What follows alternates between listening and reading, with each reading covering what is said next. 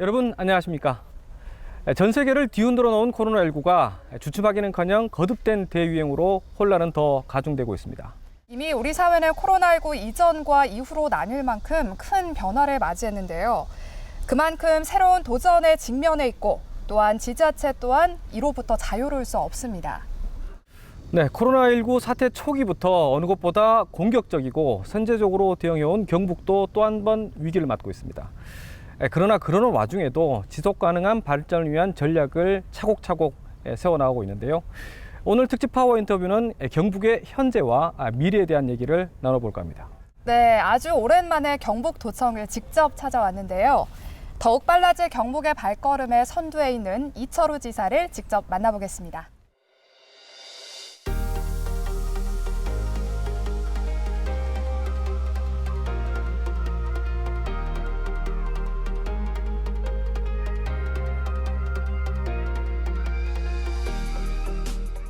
네, 지사님 반갑습니다. 예, 반갑습니다. 자, 이렇게 대담으로 만나게 된 게 벌써 1년이 그렇습니다. 지났습니다. 예. 예. 자, 뭐 코로나 등 여러 상황이 그래서 한편으로는 착잡한 마음이 드시겠지만 휴가는 다녀오셨죠? 예. 이번 제가 휴가 예. 가면 간부들이 휴가 간다고 해서 예. 휴가 방콕 했습니다. 이번 휴가 때 그 책을 그렇게 많이 읽으셨다고 들었습니다. 요새는 책 읽는 것보다 책을 듣는 게 더 편하더라고요. 예. 유튜브에 들어가면 각종 책들이 다 있습니다. 그런데 저는 이번에 역대 대통령들 책을 좀 들고 있는데 그중에 박정희 대통령 리더십에 대해서 읽기도 하고 듣기도 하는데 박정희 대통령 유튜버가 좀 적더라고요. 매우 아쉬웠어요. 다른 대통령들 좀 있고 한데 그래서 그런 게 좀 아쉬웠다. 그리고 4차 산업혁명 시대를 맞이해가 어떤 식으로 우리가 살아가야 되느냐 많은 책이 나와 있습니다. 그 중에 이제 인간이 휴대폰과 같이 살아간다. 그래서 요새 젊은 세대들은 폰이 없으면 못 사는 시대가 됐다 이거. 호모 사피엔스, 인간은 호모 사피엔스를 하는데 그게 폰 사피엔스, 포노 사피엔스로 이런 책들도 있어요. 그런 이제 새로운 시대를 살아가는 그런 책들도 좀 보고 했었습니다. 박정희 리더십을 보시면서 좀 마음을 좀 새롭게 다지는 계기도 됐을 텐데. 그때 이제 이 고속도로 만드는 이야기, 경부 고속도로 있는데 그때 그런 결정을 했다. 그 당시 예산이 한 2,300억 되더라고요. 68년도에.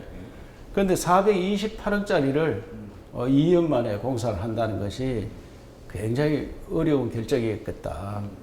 그 온 국민이 반대했거든요, 사실. 특히 야당 대표들은 막 그 현장에 들어눕고 이랬다는데 그거를 해결하는 뚝심, 그 다음에 미래를 보는 지혜 이런 것들이 있었다. 그 리더십이 그런 데서 나타난 거 아니냐. 자기가 외국에 가서 독일의 아우토반 이런 것들을 보고 이 독일 발전이 어떻게 했느냐. 이 길이 있어야지 물류가 있고 사람이 다니고 우리 경부고속도로 때문에 굉장히 발전했습니다. 그때 4차선에 아니고 8차선으로 만들려고 계획을 했더라고요. 8차선. 그래서 하도 반대가 많으니까 일단은 4차선 하고 접도구역이란 옆에 개발 못하도록 딱 막아놓은 거예요. 그래서 지금 경부고속도로가 8차선도 있고 10차선도 있고 이래 하잖아요. 땅을 보전을 해놨기 때문에 할 수 있었습니다. 그래서 이런 그 해안이 어디서 나왔겠느냐. 그래서 역시 선진문물 본인이 많이 느꼈다. 이런 것들을 생각했었어요. 네, 지사님 취임 3주년을 맞으셨어요. 한편으로는 또 이 어려운 시기에 광역 단체장을 맡다 보니까 아쉬운 점도 있으실 것 같은데요. 어떠세요? 3년 되었는데 3년 중에 1년 한 반 정도 열심히 뛰었는 것 같고요. 그때 18년 후반기에 들어와서 19년도 정말 열심히 뛰고 한 달에 10,000km씩 다니고 그게 뛰었는데 20년, 21년은 어떻게 보면 코로나에 갇혀서 있었는 거 아니냐. 코로나 전쟁하다가 시간 다 갖는 것입니다. 안 뛴 건 아니지 않습니까? 더 열심히 뛰셨어요. 열심히 뛰었는데 이 코로나에 갇혀가 있으니까 우선 서민의 삶이 어렵지 않습니까? 소상공인 이런 분들 굉장히 어려워진 거예요. 자영업자 하는 분들이. 그래서 그 어려움을 헤쳐나가는데 고민이 많았다 이런 생각이 듭니다. 그래서 이 3년이 어떻게 갔는지 모르겠다. 국회에서 10년 했는 것보다 훨씬 더 어려웠댔어. 어려웠다. 뭐 어쨌든 코로나19 상황을 얘기하지 않을 수가 없는데요. 4차 대유행이 비수도권으로 계속 확대되면서 이게 사실 하루하루가 살얼음 위를 막 걷는 그런 느낌인데요. 예. 이게 생활 방역도 중요하지만 결국은 이제 도민들의 백신 접종률을 높이는 게 굉장히 중요하지 않겠습니까? 그래서 이제 우리나라가 작년에는 K 방역에 성공했다 이런 이야기 많이 있었어요. 그렇죠. 그때 작년에 주로 우리 대구 경북에서 유행을 했거든요. 네. 작년 초창기에는. 그래서 대구 경북에 유행했을 때 K 방역 이야기 잘했다. 맞습니다. 왜? 제가 그때도 늘 이야기했어요. 우리 공무원이 잘하거나 의사나 간호사들이 헌신한다고 이게 잡히는 게 아니다. 백신이 있어야 되고 치료제가 있어야 되는데 백신 치료제 없이 잘했다 하는 것은 결국은 우리 도민들의 정신적이다. 이것은. 칩거하고 남한테 피해 안 주려고 안 나오고 그러다 보니 잡히는 거예요. 우리 경북은 2월 20일 날 첫 발생을 했는데 3월 24일 날 거의 한 달 조금 넘어가니까 제로가 됐습니다. 하루에 100명씩 나오다가 대구는 700명도 나왔어요. 그런데 제로가 되었다는 것은 우리가 잘하기보다는 정부에서 잘하기보다는 도민들이 잘했다 이런 생각이 드는데 지금은 뭐 수도권에 번져가니까 이거 걷잡을 수 없습니다. 통제가 좀 어렵습니다. 사회적 거리두기를 아무리 강화해도 예. 안 잡힙니다. 예. 우리 작년에 대구 경북 여행할 때는 사회적 거리두기 없었습니다. 없었지 않습니까? 그렇죠. 없었는데도 잡혔어요. 예. 그래서 저는 참 위대한 대구 경북 사람들이다 이런 생각을 많이 갔는데 그러면 요새도 다 잡혀야 되는데 또 대구 경북이 좀 적긴 적고 우리 경북은 다른 지역에 비해서는 좀 적게 나옵니다만 그래도 완벽하지 못하니까 안심할 수 없습니다. 정말 사회자 말씀대로 살얼음판 걷듯이 네. 가고 있습니다. 예. 네, 거리두기라는 말씀을 좀 해주셨는데 예. 요즘 델타 변이 바이러스까지 좀 파급력이 커지면서 이 고강도의 거리두기가 상당 기간 유지될 가능성이 있다고 해요. 이 거리두기라는 게 경제 상황도 고려할 수밖에 없지 않습니까? 이 경북은 전국 처음으로 개편안을 모범적으로 추진해온 만큼 또 이 기준과 또 원칙이 있을 것 같은데 네, 어떻게 예. 보시나요? 사회적 거리두기를 강화를 하고 있으니까 소상공인 자영업이 굉장히 어렵더라고요. 그렇죠. 그래서 군 단위 지역, 그 우리도 군이 이제 13개가 있거든요. 시가 10개가 있고. 그래서 군 단위 지역은 사람이 많이 살지 않는다. 이런 지역까지 수도권하고 똑같이 할 필요 있느냐. 그때 제가 예를 들은 겁니다. 중대본 회의 때. 울릉도에는 한 사람도 안 나왔는데 왜 서울하고 똑같이 방역을 하느냐. 그래서 군 단위는 좀 풀어달라. 한 2달을 싸우면서 4월 26일부터 우리가 시범을 했습니다. 한 2달간. 아, 벌써 2달. 2달 넘어 했었죠. 하니까 그 경제가 살아나는 거예요. 지표로 나타나는 거예요. 그렇죠. 그래서 중앙정부에서 거리두기 강화를 하는데도 제가 군 단위는 풀어라. 특히 10만 미만은, 시 단위도 10만 미만은 풀었으면 좋겠다. 이래서 지금도 강화했지만은, 군 단위는 1단계로 하고 있습니다. 우리 지역 시 단계는 3단계고, 크게 늘지도 않더라고요. 수도권은 4단계. 그런데 군 단위는 그 하루에 1명 나오는 게 기준이거든요. 네, 예. 그러니까 1명이 안 나오면 0.6명 이래 나옵니다. 0.6, 10만 명당 1명이 나오면은 한 단계를 올리는데 네. 우리 군단이 현재도 10만 명당 0.6명이 나와요. 그러니까 1단계를 해도 아무 상관없다. 그런데 또 식사하는 거의 4인 이상 못 가게 제한을 해놨어요. 그래서 그거는 전국적으로 좀 따라달라 이래서 하고 있는데 수도권에는 2사람, 우리 지방은 4사람 이렇게 제한하는 것만 했지. 그래서 우리 경북에서 시범을 보여서 그때 우리 전국으로 확산되었어요. 군단위 다 풀어라. 그래서 지금도 전국의 군단위는 1단계로 해도 괜찮다. 정부에서 그렇게 조치를 했거든요. 그래서 우리 다른 시도에 가면은 경북이 역시 모범을 잘 보여준다. 경북이 전국화됐다. 이런 이야기들 많이 듣습니다. 예, 일단 뭐 계속 잘 유지가 되면은 굉장히 중요한 게. 예. 어쨌든 뭐 지사님 입장에서 취약계층이나 특히나 장사하시는 분들 이런 분들 참 이렇게 힘든 분들에 대한 정책적 지원에 대한 고민들 굉장히 많이 하시지 않습니까? 뭐 계속 하고 있겠지만. 그래서 우리 도에서는 1월 26일 날 민생 기살리기 운동을 벌였어요. 그 행복버스를 타고 각 시골에 돌면서 하는데 그 현장에서 직접 애로사항 듣고 현장에서 해결할 건 하고 하는데 민생기살리가 거의 이제 끝났습니다. 끝났는데 그 효과가 상당히 있고 그분들이 요구하는 건 추경에 예산을 반영해서 하고 또 우리 그때 그 당시에는 추경이 없었으니까 예비비 등 이래가 끌어 쓸 수 있는 걸 다 끌어 가지고 1조 한 700억 정도를 풀었습니다. 그러다 보니까 우선 지금 나는 불은 끌 수 있었다.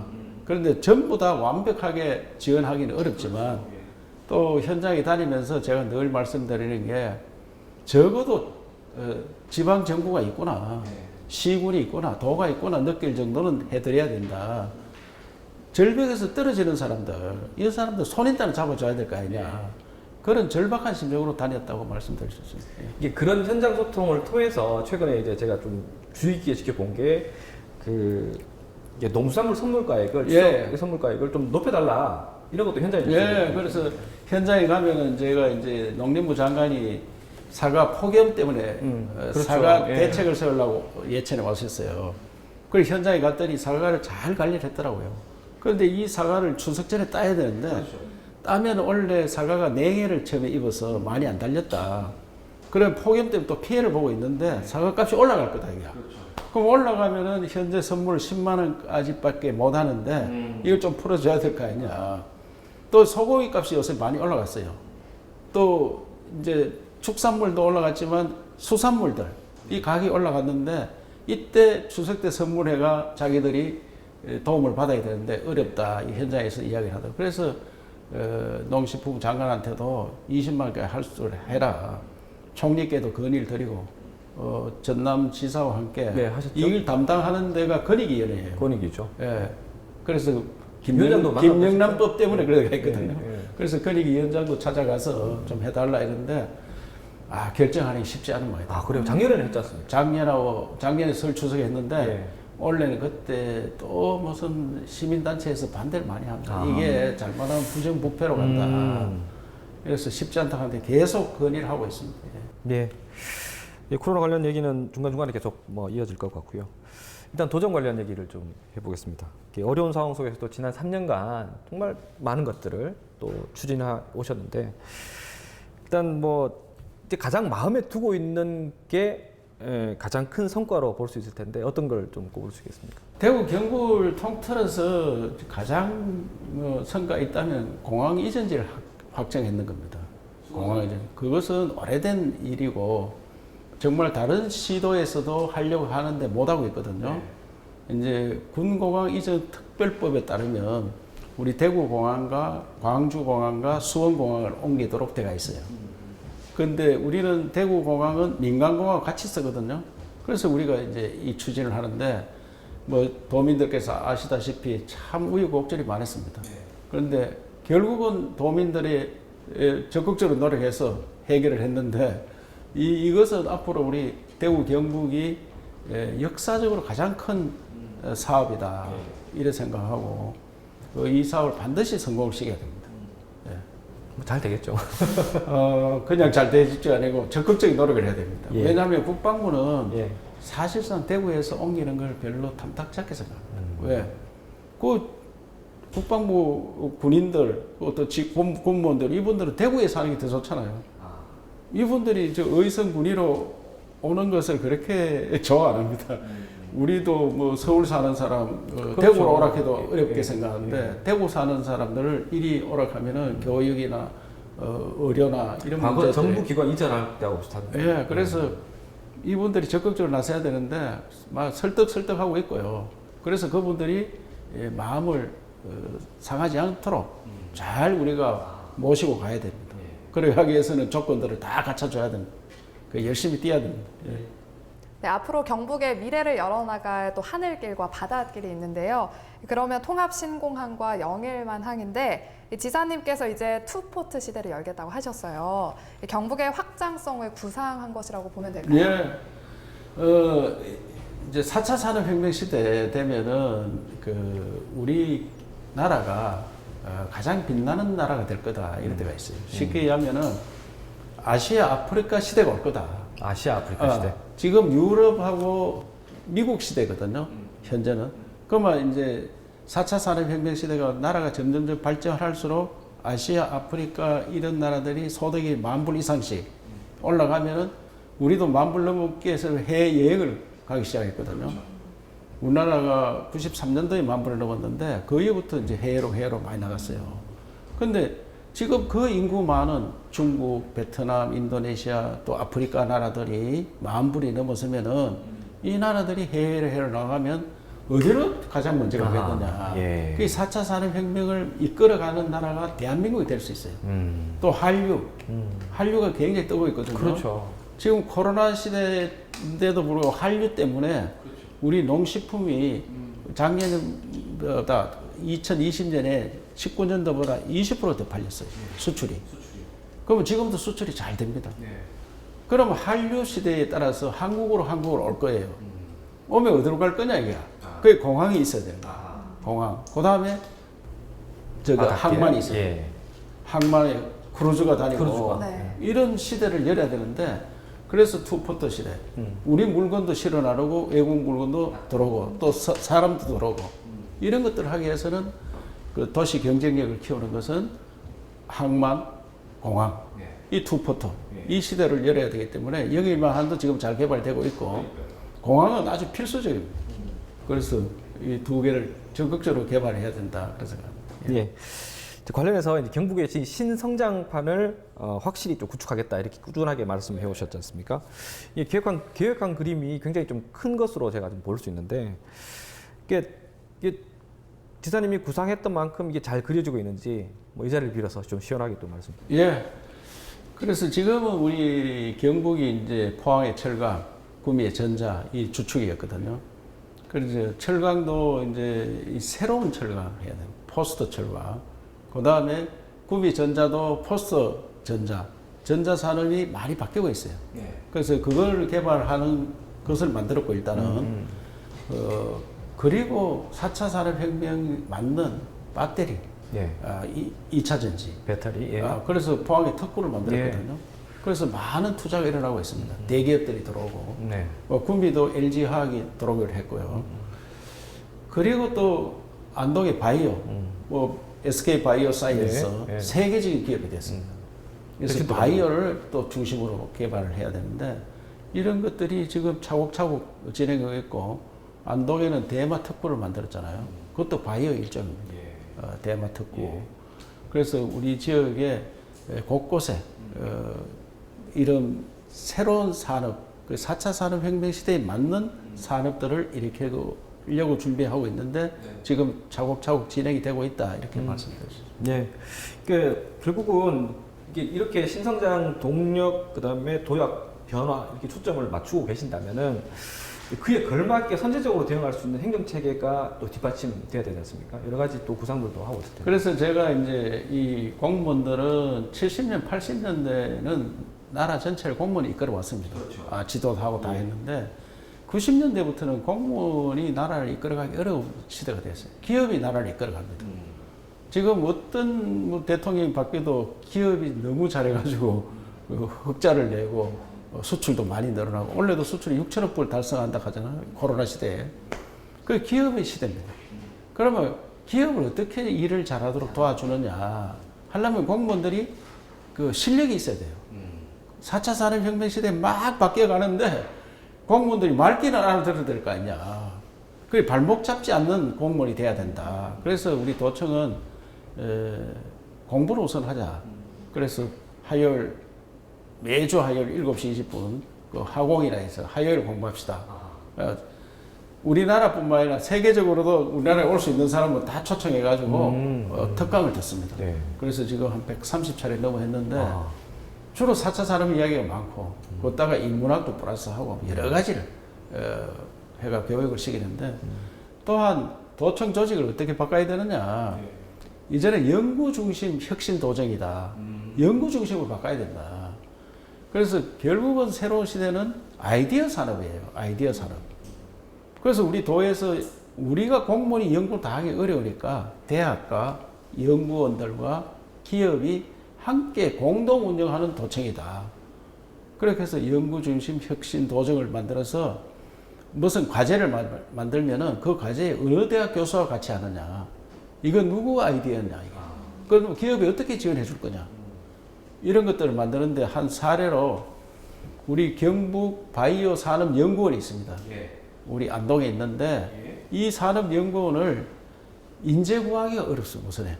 바이오를 전문을 한 사람들이 굉장히 구하기 어려워요. 우리나라 지금 IT와 바이오 혁신 인력이니까. 이분들 구하는 게 굉장히 어렵습니다. 그런데 바이오 연구원장을 구하는 게 굉장히 어렵고요. 그 연구원들도 여기 와서 한 3년 있으면 조금 실력이 늘면은 수도권을 다 빼갑니다. 수도권을 다 갑니다, 우리나라. 그래서 이 바이오를 잘하는 대학이 포스텍입니다. 포항공과대학. 그래서 포항공과대학과 MOU를 해서 거기에서 관리를 운영을 해라. 그래서 포항공과대학 교수 바이오 전문 교수님이 원장을 하시고 우리 연구원들도 포항공과대학 가서 연구를 하고 거기에 또 대학원생이나 교수님들이 여기 와서 또 실험 실습을 함께하는 공동 관리하는 그런 형태로 바꿨어요.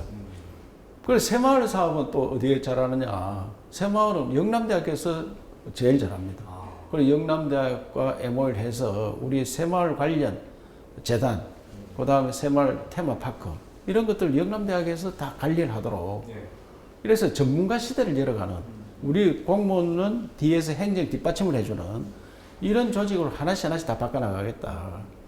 그래서 지역 대학이 그만큼 중요합니다. 아, 그렇군요. 대학이 없으면 그 지역은 굉장히 어렵습니다. 그래서 지금은 대학은 완전히 국가에서 업무를 관리하는데 이제는 지자체로 넘겨야 됩니다. 아, 이건 해야 된다. 지방정부에서 관리를 해야 돼요. 대학이 지방정부와 함께 가야 되지 지금까지 따로따로 갔어요. 그래서 저는 우리 관내 22개 대학이 있는데 4년제 대학 이 총장님들 모시고 다 함께 가자고 몇 분 이야기를 했고 쉽게 하면 대학 총장님들한테 도청에 뭐 뜯어먹을 거 있는지 한번 찾아봐라. 그 같이 운영하자, 같이. 그 대학마다 특징이 있잖아요. 더 잘하는 게 있습니다. 예술은 계명대학이 잘하고 뭐 이런 식으로 있으니까 그 대학과 함께 운영을 하자. 그래서 이 1년이 제 임기가 끝나고 나면은 대학들이 여기 우 들어가지고 함께 운영하는 그래서 연구 중심 혁신 도정을 반드시 실천해야 된다 이렇게 생각합니다. 예. 네, 그럼 이번엔 에너지 관련 얘기를 좀 나눠볼게요. 지난 3월이죠. 예. 동해안을 에너지 혁명 시대에 맞춰서 저탄소 그린 경제 생태계로 탈바꿈하겠다고 선포하셨어요. 예. 이런 전략을 세운 배경이 분명히 있을 텐데요. 이제 탄소 중립 시대를 만든다 하거든요. 그럼 탄소 중립이 뭐냐? 지금 모든 산업을 하면 탄소가 나옵니다. 당연히 나오죠. 그러면 탄소를 잡아먹는 걸 또 만들어야 돼요. 그래서 탄소 배출과 탄소를 흡입하는 것이 제로가 되는 걸 탄소 중립이라고 해요. 탄소가 제로 되는 거. 그런데 그거는 정말 큰 산업인데 그 중에 그린 에너지라 이런 것은 수소가 큰 역할을 합니다. 수소가 큰 역할을 한다. 이제 수소로 대체를 하자. 그런데 수소 만드는데 과정이 또 탄소가 있어요. CO2가. 그래서 CO2가 안 나오는 그런 어떻게 만들 거냐. 물을 전기 분해하면은 CO2 없이 그 수소를 물이 H2O잖아요. H2를 뽑아 쓰는 거예요. H를 수소. 이 전기 분해 물로 전기를 분해해야 하는데 전기 분해하면 그 전기가 무지무지하게 듭니다. 그러면 그 전기를 어디서 만들어야 되느냐? 그게 원자로를 할 수밖에 없다. 그래서 울진에 지금 신한울 1호기를 만들었고 3, 4호기를 만들다 중단했잖아요. 이걸 만들자. 이걸 만들어가 이걸 가지고 수소를 만들자. 그 다음에 바다에 넓게 있는데 그게 풍력 발전. 바다 위에 해상 풍력. 또 우리 산 많이 있잖아요. 산에도 풍력을 만드는데 풍력을 어떻게 하느냐? 주민 참여형 풍력. 이번에 석포 재련소인데 석포면에 2,200명 주민들이 있어요. 이 주민들이 전부 다 20%의 지분을 참여한 거예요. 그러면 이 풍력을 만들어서 그분들한테 1년에 80만 원을 줄 수 있더라고요. 80만 원. 그 주민 개별로 80만 원. 예. 그뭐 4인 같으면 320만 원. 예.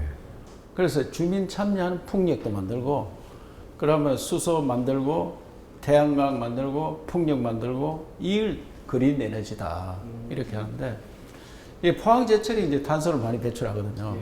포항제철을 그걸 전부 수소로 이제 석탄을 떼어서 철을 녹이는데 그것을 수소로 녹이자.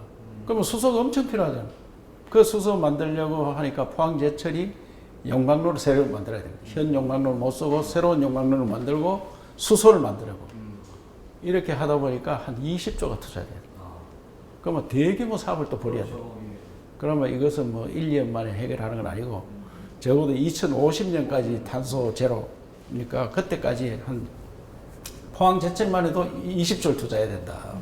그런 시대가 온다고 미리 대비하고 있습니다. 예. 결국 이제 권역별로 특화 전략이 따라야 되지 않습니까? 이게 예. 또 한편으로는 균형 발전인데 그런 전략들도 계속 하고 가시겠죠. 아, 그럼요. 우리 지역에서는 아까 이제 포항은 예. 아까 그런 식으로 예. 에너지와 2차 전지 배터리, 예. 이 북부 지역은 바이오 단지, 또 구미를 중심한 서부 단지는 전자산업, 그런 것들을 하기 위해서 구미 공단을 스마트 산단으로, 그러니까 현재 산단을 다 바꿉니다. 스마트 산단으로. 예. 바꾸고, 그 다음에 김천도 요번에 그 이동 모바일 특구를 만들었어요. 예. 모바일 특구. 그 모바일 특구는 새로운 자전거, 그리고 자전거를 이동하는 방법, 택배를 하는 거와, 그 다음에 앞으로는 결국은 날아다녀야 될 거 아니에요. 그런 것들을 다 개발을 하겠다. 그런 중심을 하고 있는데, 새로운 시대를 만들어 가면서 4차 산업에 맞게 우리 지역을 새롭게 꾸미 나가겠다. 이렇게 만듭니다. 방금 이제 수소 말씀을 하시면서 자연스럽게 이제 원전 얘기가 나왔는데요. 사실 이게 그런 원전을 얘기하면은 뭐 정부의 탈원전하고 또 약간 배치되는 뭐 그런 상황이지 않습니까? 이게 경북은 사실은 원전이 집중되어 있는데 기자님 입장은 어떻습니까? 이게 원전 계속 갖고 가야 된다. 원전을 이제 한때 영국 같은 나라가 원전을 제일 먼저 만들었다가 포기를 했어요. 포기를 했다 다시 시작을 했거든요. 원전이 제일 많은 나라가 미국입니다. 전 세계 원전이 지금 한 450개쯤 건설하거나 돌아가고 있는데 그 중에 100개가 미국에 있습니다. 미국에. 그런데 미국도 원전을 포기하려고 하다가 지금 돌아가는 원전을 60년 쓸 수 있는 거를 수명을 연장을 합니다. 80년으로. 연장을 하고 지금 2기를 더 건설하겠다고 그 설계가 건설 중에 있고요. 일본도 후쿠시마 그 사태 이후에 원전을 포기했다가 원전 없이는 도저히 전기가 비싸서 안 되겠다. 다시 원전을 시작했습니다. 그러면 전 세계가 선진국들이 이렇게 원전을 하는데 우리만 탈원전 한다는 것은 있을 수 없다. 결국은 탄소 중립을 가려고 하면 원전 없이는 불가능한 이야기다.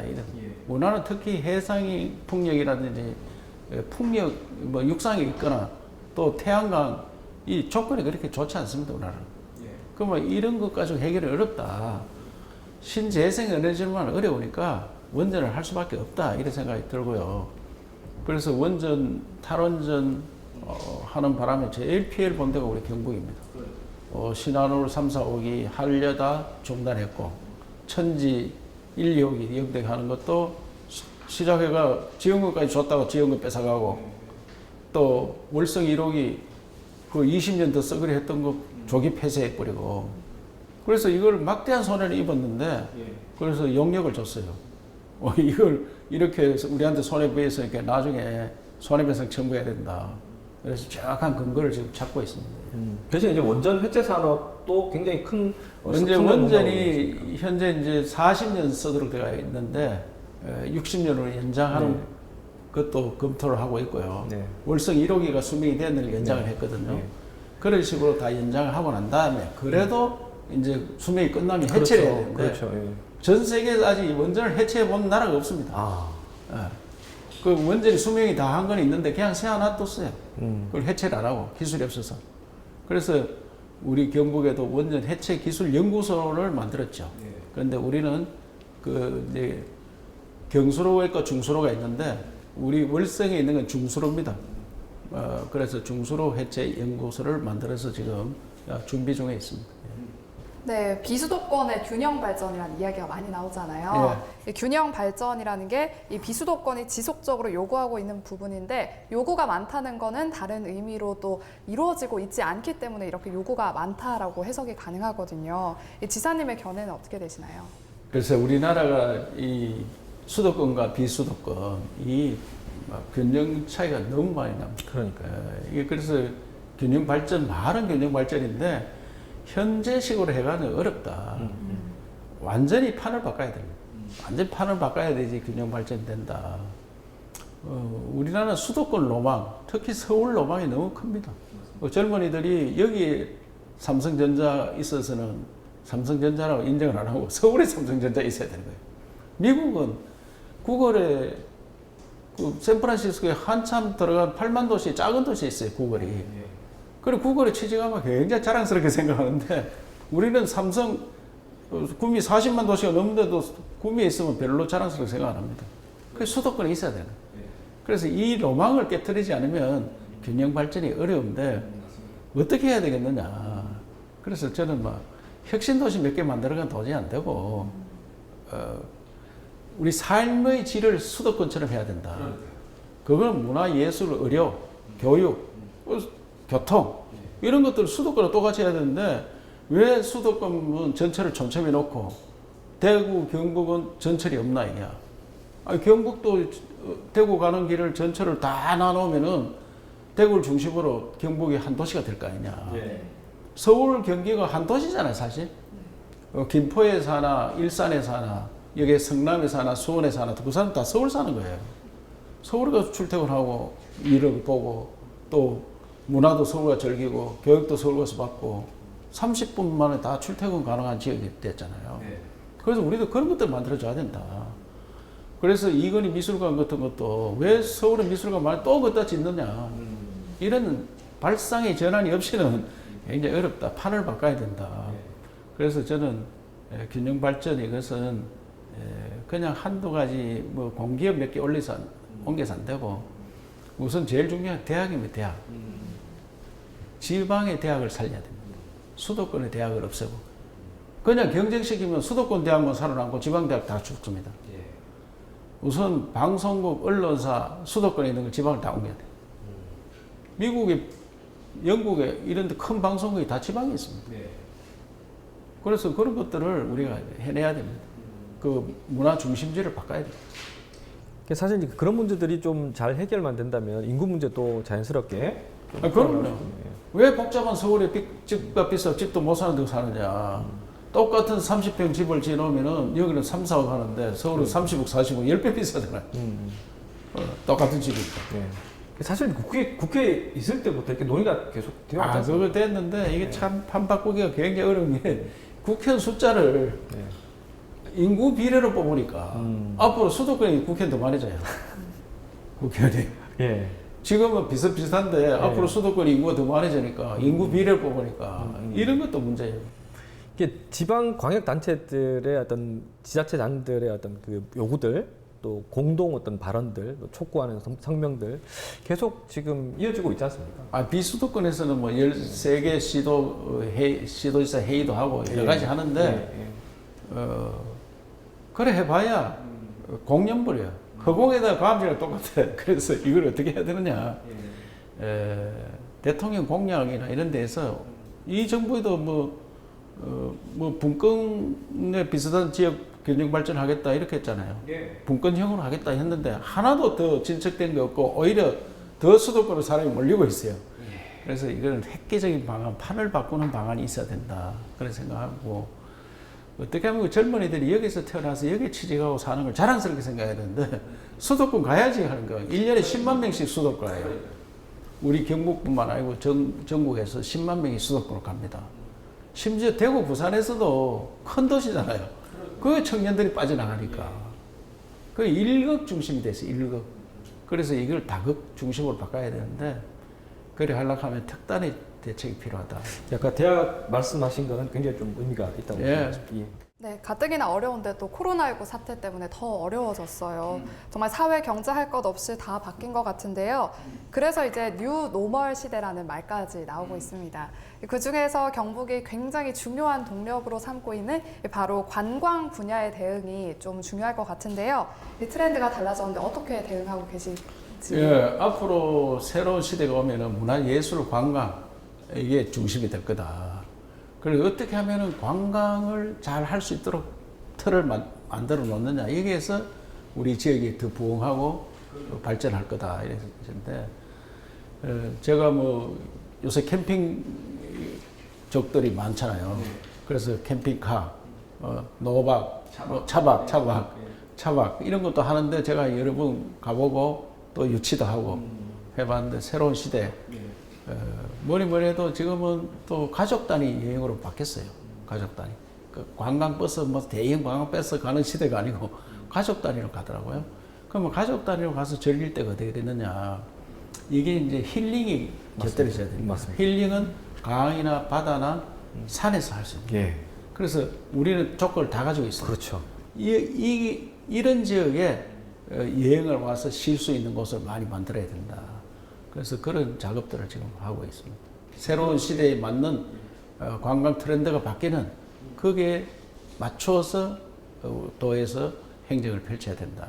하고 있습니다. 예. 자, 경북과 대구 주민들의 큰 관심사인 대구 경북 행정통합.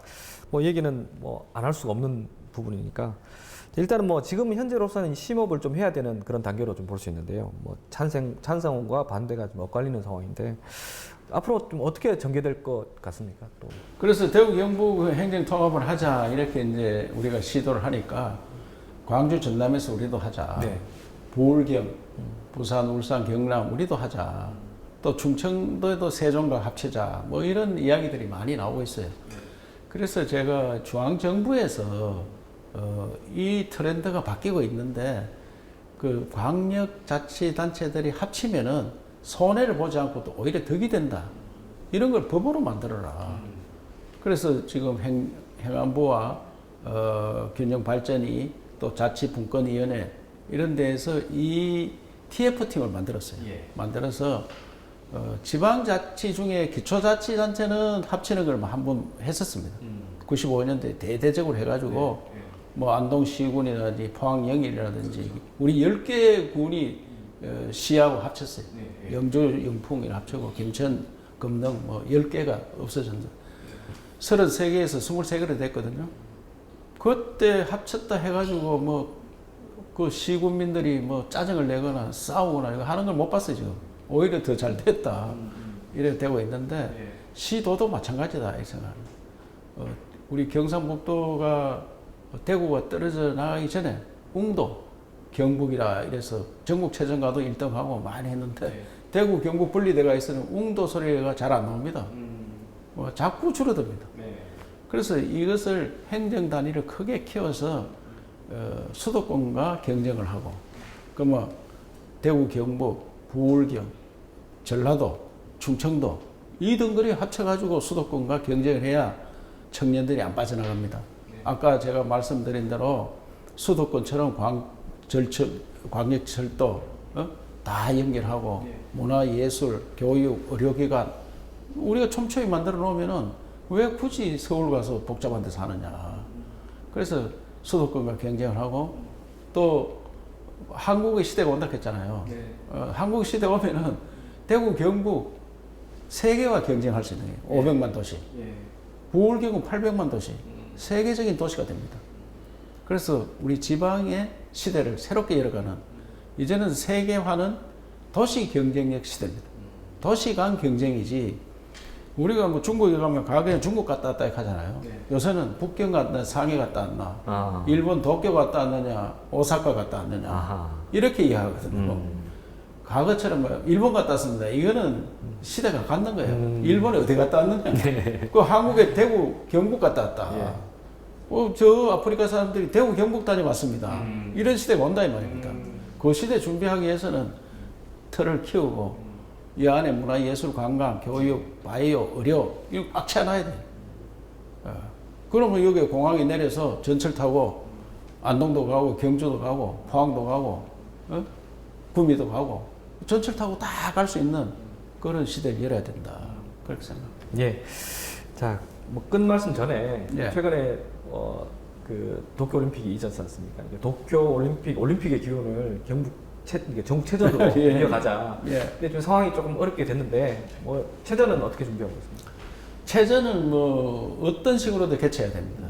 도쿄 올림픽처럼 관중 없이 무관중으로 할 수도 있고 또 일부 경기를 뭐 운동장이 넓으면은 축구 하는데 넓은 운동장에 그 3분의 1 정도 관중이 들어와서 할 수도 있고 만약에 코로나 그때 많이 없어져 백신 접종률이 뭐 정부 계획대로 50% 이상 올라가고 하면은 좀 더 관중이 있게 할 수도 있거든요.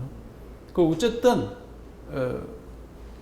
전국체전은 개최를 해야 된다. 작년에 하려고 하다 뭐 했는데 작년에 101회였는데 그렇죠. 101회는 없어졌고 이번에 102회 전국체전입니다. 전국체전 장애인 체육대학 연달아 하는데 어쨌든 개최하도록 준비를 잘 하고 있습니다. 네, 지사님 오늘 짧은 시간이었지만 경북의 주요 현안들을 챙겨볼 수 있었는데요. 요즘 정말 코로나19 때문에 우리 도민들 많이 힘들잖아요. 끝으로 이 시간 통해서 우리 도민들께 격려와 위로 한 말씀 부탁드립니다. 예, 코로나가 지루하게 계속 연결되고 있고 또 그다음 폭염까지 겹쳐서 우리 도민들께서는 그동안 몸도 마음도 다 지쳤으리라 생각합니다. 특히 자영업자 소상공인은 정말 어렵습니다. 절벽에 서 있는 사람은 너무 많습니다. 그래서 도지사는 어쨌든 도민들이 어려울 때 손을 한번 잡아주는 그런 마음으로 현장을 많이 다니고 있습니다.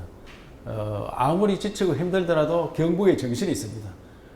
우리 새마을 정신으로 이 나라를 살렸듯이 다시 새로운 각오로 이 나라를 살리고 또 경북이 좀 더 풍성한 그런 경북이 되도록 서로 힘을 합쳐야 된다고 생각합니다. 도청 공무원들 자세를 많이 바꿔서 정말 도청 공무원들이 우리 도를 위해서 열심히 뛰는구나 할 정도로 제가 함께 노력하고 있습니다. 도민 여러분, 지친 가운데도 잘 협조해 주시고 잘 이끌어 주셔서 정말 감사드립니다. 이번 추석도 풍성하게 만날 수는 없지만 마음은 풍성하게 그렇게 보내시기를 바라겠습니다. 예. 네, 지사님 오늘 말씀 감사합니다. 네, 감사합니다. 고맙습니다. 네, 코로나19가 가져온 상처는 이루 말할 수 없지만 한편으로는 인류가 필연적으로 부딪혀야 할 새로운 도전을 좀 더 일찍 맞이하는 계기라도 볼 수 있습니다.